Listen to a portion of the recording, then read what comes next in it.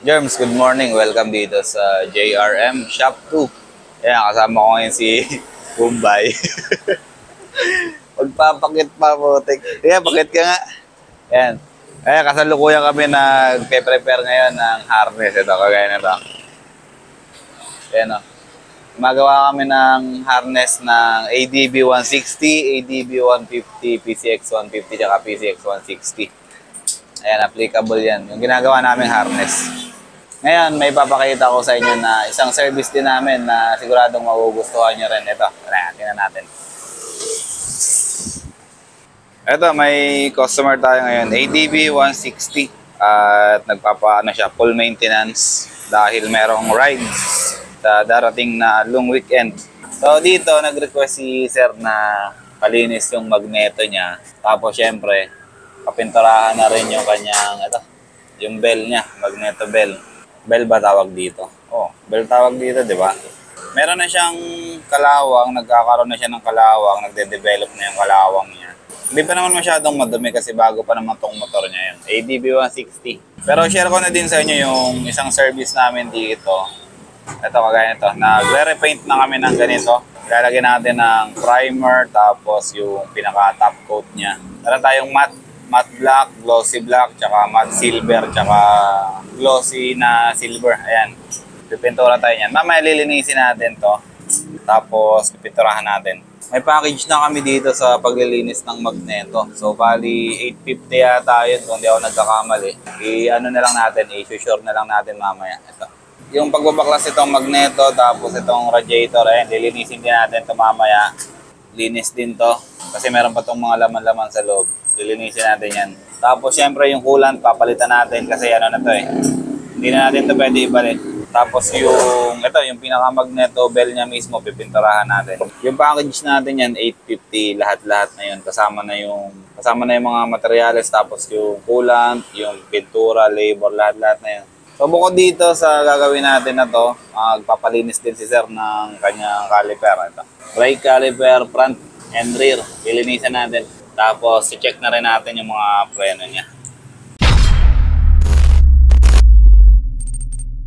Tapos syempre, yung isang service natin dito, yung CVT cleaning natin. Ayan, hindi naman nawawala yan. Ganun pa rin naman, 300 pa rin yung service natin dito sa CVT cleaning.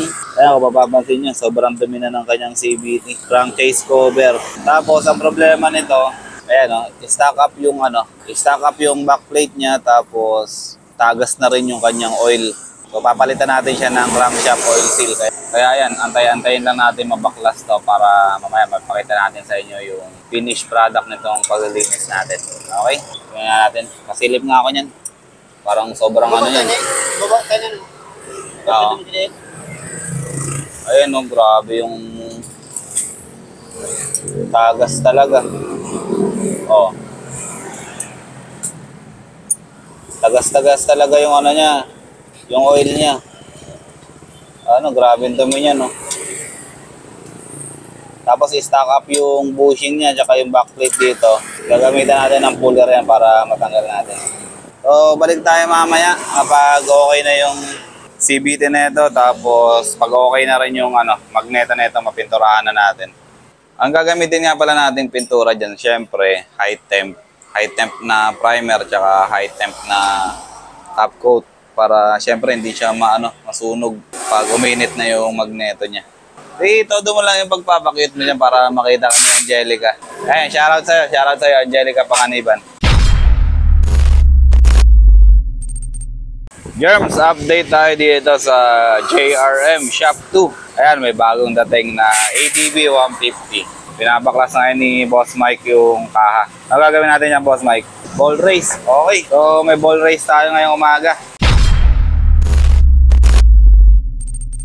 Okay, Germs, may ball race tayo ngayong umaga. ADB 150. Ngayon, ito, isi-share namin sa inyo kung paano natin pinapalitan yung ball race ng ADB dito sa shop natin. Papakita ko sa inyo yung mga special tools na ginagamit natin sa pagpapalit ng ball race. Ito, para may ma-share kami, may matutunan din kayo dito sa ginagawa namin sa shop. Tapos makita nyo rin yung way namin kung paano pinapalitan yung ball race ng mga ganitong motor. Tapos update ko kayo dito sa magneto na pinipinturahan natin. Na-primer na natin tapos nalagyan na rin natin ng top coat. Na-primer na natin tapos na second coat na rin natin. Ayun na yung kulay niya. Naka-glossy black siya. Papatuyuin na lang natin to tapos ikakabit na natin sa motor. Pero maglilinis pa tayo ng ibang bagay dito sa ano niya, na may magneto side niya. Boss, anong ginagawa mo?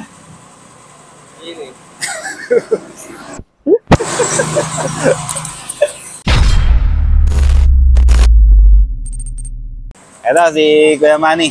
Okay na. Nalinis na yun dito sa may CVT crankcase niya. Ayan. Okay na. Layo ng pinagbago. Compare natin kanina. Ayan nyo. Tapos mamaya, papalitan natin yung crankshaft oil seal niya dito. Papalitan natin ng bago yan kasi ayan yung nagka-problema sa kanya. Naglilik na yung oil seal na yan. Kaya kanina kung napansin nyo, basang-basa talaga ng langis yung crankcase niya. Tapos ang dami pang buhangin. Final touches, punas, tapos ayun, tanggalin na natin yung tanggalin na natin yung takip na yun, tapos papalitan natin ng oil seal. May oil seal ka na dyan? Wala pa. Ayan, bago mo tanggalin yan, bago mo tanggalin yung oil seal, magtatanong ka muna kung mayroon tayong stock kasi minsan nauubos yung stock natin. Hindi rin natin makapalitan. Alright, meron tayo dito ADB 150, ADB 160, tapos sa labas, meron tayo Aerox na CVT cleaning. Okay, balik ulit tayo mamaya para sa mga development dito sa loob ng shop natin. JRM, pag may time kayo, pasyal kayo dito, pa-maintain kayo ng motor. Tapos syempre, like and follow nyo na rin yung Facebook namin, tsaka yung aming YouTube channel. Thank you. Update tayo mamaya. Germs, update tayo dito sa project natin. ADB 160, magneto repaint, tsaka palit ng coolant, tapos linis din ng magneto. Okay, so ito, naikabit na natin yung magneto natin. Ayan. Kulay itim na siya, kulay black na. Ang ginawa natin pintura dyan, primer, tapos 3 patong ng top coat natin. Tapos yung radiator natin, ayan, dilinisan na rin natin yan. Yung labas, tapos yung loob, dilinisan na rin natin. Tigpitan mo yung nito kasi inano ko lang siya. Kinamay ko lang. Ikaw na bala. Okay na to, i-close na natin tong ADB 160 na to, tapos lipat tayo dun sa ADB 150 naman. Tingnan natin yung ball race dun. Okay na, ang ganda na ng kulay. Oh. Wala na yung kulay kalawang niya kanina. Wala lang tayong ilaw dito. Hindi masyado makita. Pero ayan, kung gusto nyo magpalinis, magpapintura ng magneto bell ninyo, punta lang kayo dito sa JRM Shop 2. Ayan, JR Motorworks. PM lang kayo kung magpapaschedule kayo. Okay na yan. Sige, close mo na yan. Tapos lipat tayo sa ball race. Okay, update din tayo dito sa Aerox 155 version 1. Okay na, nalinisan na natin yung CVT. Nagkaroon lang tayo dito ng adjustments kasi may mga nakita tayo na problema. Like for example, itong backplate niya. Ito.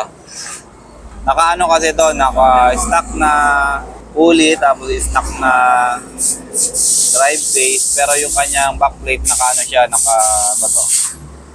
G-Tech. Yung avocado set na ito. Avocado set. Tapos backplate niya, ito yun.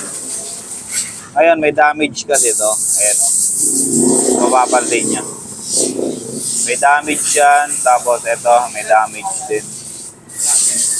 Yung bushing niya, ito, pakita ko sa inyo. Ayan, nakakabit na kasi.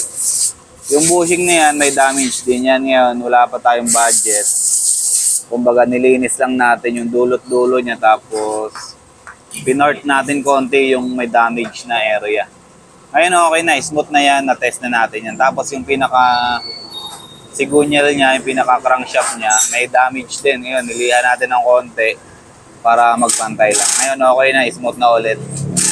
Tapos, pinalitan natin ng bagong backplate na stock Yamaha. Okay? So, ito, binubuo na lang to. Tapos, palit bola din pala. Asa na nga yung Nagpalit din tayo ng roller weights dito. Kasi kanto-kanto na rin yung bola niya. Ayan. Lahat ng bola niya, yung 6, kanto-kanto na lahat. Kaya, pinalitan na rin natin. Germs, balik tayo dito sa project natin, ADB 150. Papalitan natin ang ball race. Ngayon, natanggal na natin yung manibela, natanggal na natin yung kaha. Ngayon, ito, taas mo nga muna. Ito, tatanggalin natin yung nut, tapos itong castle nut dito. Gagamitan natin ng special tool. Pakita mo yung special tool natin. Ayan o. Ito yung special tool made by JRM. Yan. Mahabang socket. Okay, sige, try mo. Okay, tanggal agad yung nut. Galing naman. Sige, tanggalin mo nga. Ayan, pakita mo sa akin. Ayan, syempre, pag gumagamit tayo ng special tool, na minimize natin yung damage dito sa mga pyesa ng motor na ginagawa natin. Ayan. Parang nagtanggal lang tayo ng ordinary na nut. Okay, next naman natin yung castle nut dito.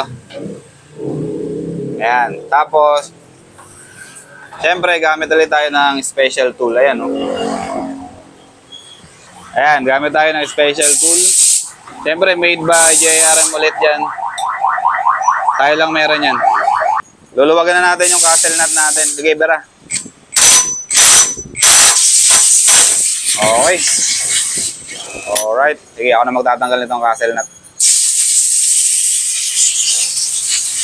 Okay. Ayan o. Dahil gumamit tayo ng special tool na minimize natin yung damage. Or halos wala kang damage yung castle nut natin dito. Ayan. Diba? Malinis. Eto mamaya, yung mga nut natin, lilinisin natin yan para magmukhang bago ulit pag kinabit na natin. Ayan, hindi na yan dinaan sa pukpok. Wala nang pukpok yan. Alright. Balik ulit tayo mamaya kapag ikakabit na ulit natin tong mga nut na to. Kung paano natin tinanggal, kung anong tool yung ginamit natin para matanggal to, yun pa rin yung gagamitin natin. Ito yung pantanggal natin dun sa 36 yata yun or 32 na nut. Ito yun. Tapos ito naman yung sa castle natin. Yan. Yan yung ginagamit natin na pantanggal ng ball race natin. Tapos, yung pagtanggal naman ng mga ball rail dito, yung mga relays, ano na lang yan? Tubo na lang ginagamit natin nun. May special din tayo na tubo pang tanggal niyan. Okay, balik na tayo dito sa project natin, ADB 150. Balik na natin yung castle nut. Kasi naibalik na natin yung pinaka-tipos. Ngayon, i-adjust natin yung castle nut. Para mapakita lang natin yung proseso natin. Ito, gamitan mo ng wrench. Gamitan mo ng torque wrench para makita nila na hindi natin pinupokpok yung ano. Okay, higpitan na natin yung castle nut gamit yung torque wrench. Meron tayong prescribed na torque control dyan. Okay, meron tayong adjustment dito sa torque wrench natin. Ano yan? Tawag nito, trade secret ng JRM yan. Okay. Okay. Yung kanina, tinanggal natin yung castle nut tsaka yung 36 na nut gamit yung barrel or yung ating, ano ba tawag nun? Impact wrench. Ayun. Dito sa pagbabalik natin nut, gamit natin yung mano-mano lang na torque wrench. Yan. Para makontrol natin yung higpit. Okay? Ayan. Kung mapapansin nyo, malinis pa rin yung nut natin. Walang bakas ng pukpok. Okay, next naman natin yung lock nut na. Yung pinakaibabaw. So same lang din ang proseso. Gamit pa rin yung special tools natin.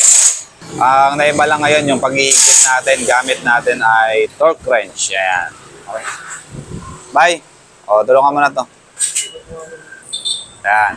Habang iniigpitan natin yung nut natin sa ibabaw, kinokontra naman ni Boss Mike yung castle nut natin sa ilalim para hindi na siya gumagalaw.